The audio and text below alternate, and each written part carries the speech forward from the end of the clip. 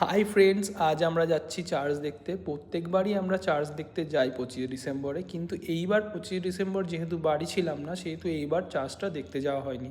তো আজ আমরা যাচ্ছি চাঁদরা চার্চে। এই চার্চটা শান্তিপুরেই অবস্থিত। শান্তিপুরের একটি পাশের গ্রামে, আমার বাড়ি থেকে প্রায় 13 কিলোমিটার দূরে। প্রত্যেকবার আমি ম্যাপ দেখেই যাই, প্রত্যেকবার যাওয়া সত্ত্বেও আমার এই রাস্তা মনে থাকে না। তো আমরা অবশেষে চাঁদরা চার্চে গিয়ে পৌঁছালাম। আমি, আমার মেয়ে, আমার ওয়াইফ, আমার মা আর বোন গেছিলাম। তো আমরা গিয়ে চার্চটা চারিদিক সব ঘুরলাম। এখানে একটা সেলফি জোন ছিল, এখানে সেলফিও তুললাম। এইখানে পাশে প্যান্ডেল করে কিছু পুতুল দিয়ে যিশুর যে জন্মের দৃশ্যটা ফুটিয়ে তোলা হয়েছিল, তো সেটা আমার ওয়াইফ আর মেয়ে দেখছিল। তো ওরা দেখে খুব ভালোই মজা পাচ্ছিল। তারপরে আমরা চার্চটা ঘুরে ঘুরে দেখছিলাম। দেখো কত সুন্দর করে সাজায়। সত্যি বলতে অনেক চার্চই আমি দেখেছি, কিন্তু আমাদের বাড়ির কাছেই যে এত সুন্দর একটা চার্চ আছে, সেটা ভাবলেই অবাক লাগে।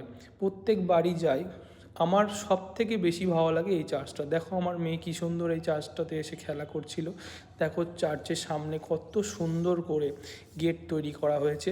তো এখানে আমরা জুতো খুলে যথারীতি চার্চের ভেতরে প্রবেশ করি। এই যে চার্চের ভেতরের দৃশ্য, এইখানে এসে যে এত ভালো লাগে, এত শান্তি লাগে যে কী বলবো তোমাদের। সত্যি একটা ভেতর থেকে একটা অনুভূতি হয়, একটা শান্তি লাগে। তো দেখো কত সুন্দর করে সাজিয়েছে চার্চটা। আর এইখানে ভেতরে সবাই আসছিল, ছবি তুলছিল, হ্যাঁ সেলফি তুলছিল, কেউ ভিডিও করছিল। তো এই দেখো চার্চটা কত সুন্দর করে সাজানো ফুল দিয়ে। তো আমরা চারিদিক ঘুরে ঘুরে দেখছিলাম, ফটো তুলছিলাম, সেলফি তুলছিলাম।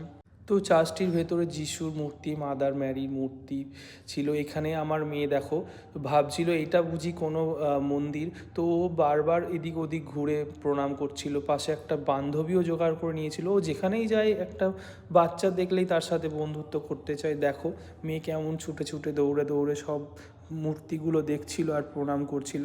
পাশেই একজন ছিল যিনি চার্চের দেখাশোনা করেন। তো সে তার আমার মেয়ের উৎসাহ দেখে ওকে কাছে ডাকছিল। তো আমরা চার্চ থেকে বেরোলাম। দেখো চার্চটা আরেকবার দেখো কত সুন্দর লাগছে। পাশেই মেলাতে গেলাম, এবং মেলাতে গিয়ে বিভিন্ন রকম খাবারের দোকান বসেছিল।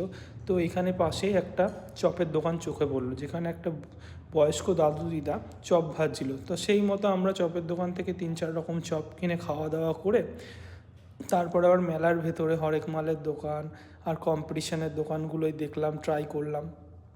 সেখানে একটা কম্পিটিশনের দোকান থেকে বালতি আমরা জিতেও গেলাম। তারপরে আরেকটু মেলায় ঘুরে চারিদিকে একটু দেখাশোনা করে আমরা বাড়ির পথে বেরিয়ে পড়লাম। টাটা বন্ধুরা, বাই বাই।